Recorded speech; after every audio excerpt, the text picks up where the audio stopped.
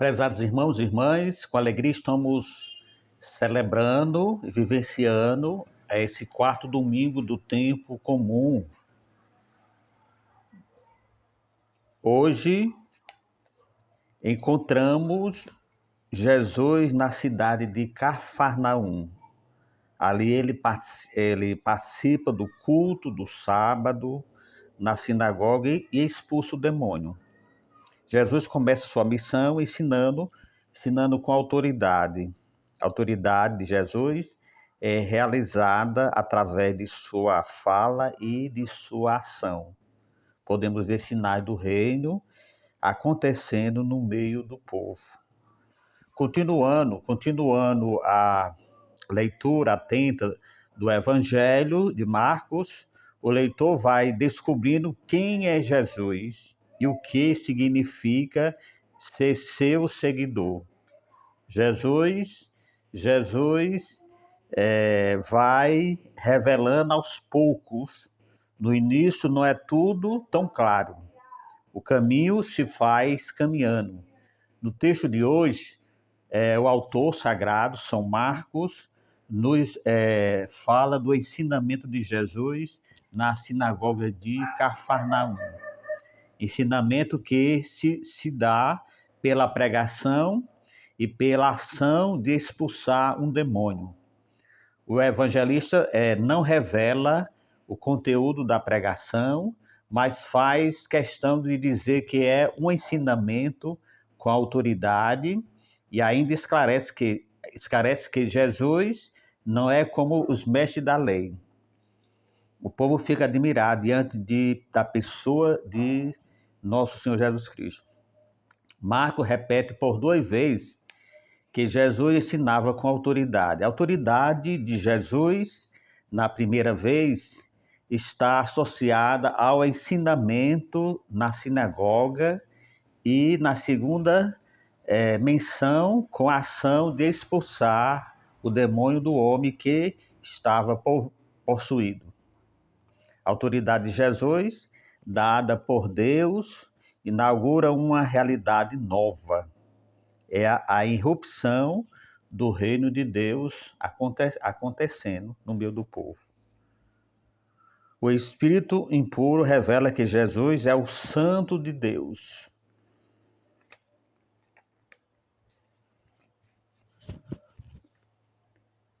E tenta impedir a missão de Jesus de combatê-lo. Jesus ordena: cala-te e sai dele.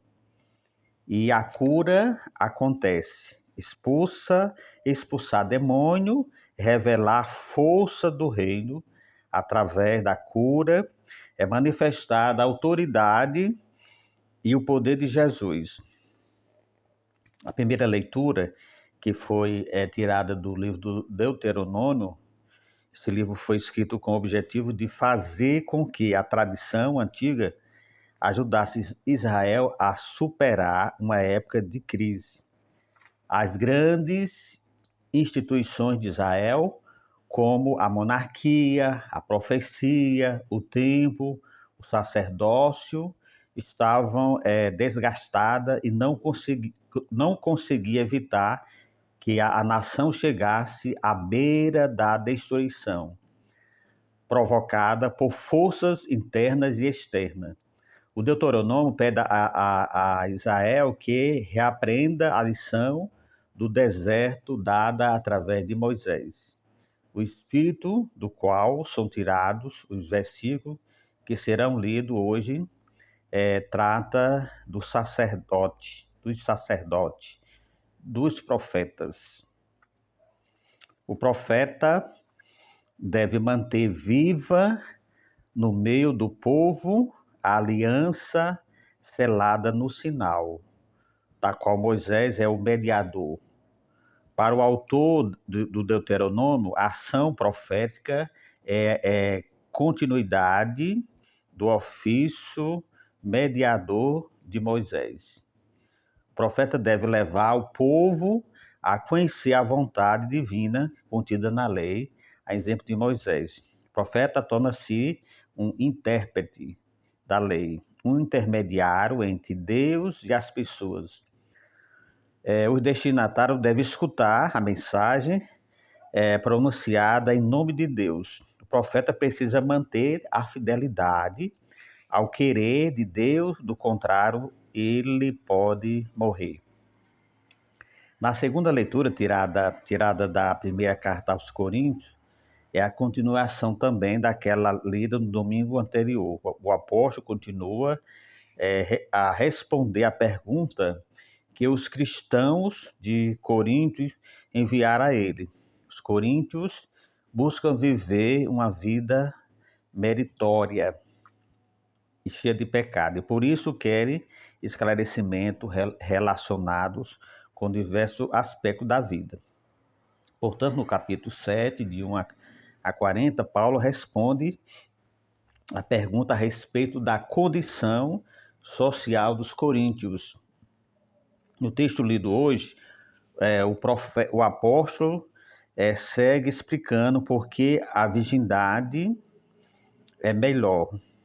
Esta é preferível porque o casamento, segundo ele, tende a absorver as energias da pessoa. Paulo quer livrar os cristãos das preocupações terrenas para que possa servir mais livremente ao Senhor. Esse é um desejo de Paulo e não preceito. O apóstolo, portanto, procura evitar que alguém dê ênfase demasiada à sua palavra. Alerta que o que recomenda é para o próprio bem dos coríntios. Não é armação de cilada, e sim indicação do que é melhor. O melhor para conviver uma vida justa, santa e com fidelidade ao chamado, ao projeto do Pai. A relação entre o Evangelho e a primeira leitura realça o caráter profético da vida de Jesus. O profeta é uma pessoa de Deus que fala e faz o que Deus quer na perspectiva. A revelação da autoridade divina é o centro da liturgia de hoje. Jesus confronta e vence os poderes do mal. O povo que ouviu e viu o que Jesus fez constata que ele ensina com autoridade, mesmo espantadas, com dúvidas que ainda permanecem, as pessoas espalham a fama de Jesus por toda parte. O Evangelho começa, então, a mostrar sinais do reino de Deus acontecendo na vida do povo. Portanto, é um tempo é um tempo de se cumprindo. Jesus expulsa o demônio e liberta o homem do mal que o acorrentava. Daquele momento em diante, o homem podia andar por sua própria conta. Agora ele volta à sua gente, a ser gente.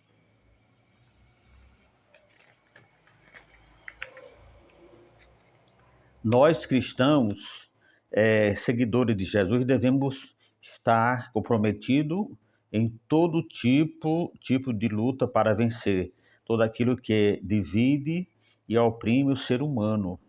A palavra de Deus nos faz renovar a nossa vocação profética, anunciar, denunciar e, mais que tudo, ser sinal do reino no nosso mundo. Pastor da vida, a vida. Jesus disse que é o bom pastor. De fato, a liturgia da palavra, ele revela o reino, anunciando e oferecendo a vida ao oprimido. Portanto, caríssimos irmãos e irmãs, somos chamados a meditar à luz da palavra de Deus, buscando e deixar ser inflamados e tocados à luz da palavra de Deus na nossa vida, para que possamos assim crescer na fé, amadurecer nosso compromisso, nossa vida, o nosso testemunho e a nossa fé em relação a Deus. Que cada um de nós possamos sentir a presença que fortalece, anima, impulsiona a nossa vida a prosseguir a nossa caminhada, sentindo a proteção e a bênção e a iluminação desse Deus que é maravilhoso, que é amoroso, porque acolhe e é misericordioso diante das nossas atitudes, mas pede de cada um de nós um compromisso novo, uma vida nova, buscando a verdadeira conversão da nossa vida, deixando ser transformados, renovados, viver uma vida nova, deixarmos sermos guiados por esse novo que é Jesus, que veio fazer todas as coisas novas. Nós precisamos sentirmos essa força desse renascer, desse renovar na nossa vida, porque somos batizados, confirmados na fé e convocados pelo Senhor a professar nossa fé no mundo como profeta hoje. Somos a voz que Jesus quer utilizar para anunciar o amor de Deus ao mundo. Sabemos que ele não é autoritário, já que bate a porta e guarda nossa decisão. Se nós decidirmos por ele, por sua proposta, mesmo preocupados com as coisas do mundo, precisamos priorizar nosso testemunho e anunciá-lo com autoridade de cristãos e batizado essa nossa autoridade e nossa responsabilidade. Os fiéis leigos são os cristãos que estão incorporados a Cristo através do batismo, que forma o povo de Deus e participa também das funções de Cristo, sacerdote, profeta e rei. Realiza, segundo sua condição, a missão de todo o povo cristão, na igreja e no mundo. Somos homens da igreja, do coração do mundo, e homens do mundo, do coração da igreja. Encontramos no documento de Aparecida 209. No dia de hoje, encontramos, inclusive, muitas famílias consagradas ao serviço de Deus, priorizando o reino do Senhor antes das coisas do mundo. No testemunho de cada cristão que prioriza as coisas de Deus, fortalecemos nossa missão de sermos sal da terra e luz do mundo, como Jesus declarou. Precisamos manter no olhar do Mestre. Queremos e devemos ser reconhecidos como discípulos de Jesus. A omissão ou a fragilidade em nossas opiniões e atitudes diante do desafio de evangelizar nos afasta do chamado do Senhor. A mensagem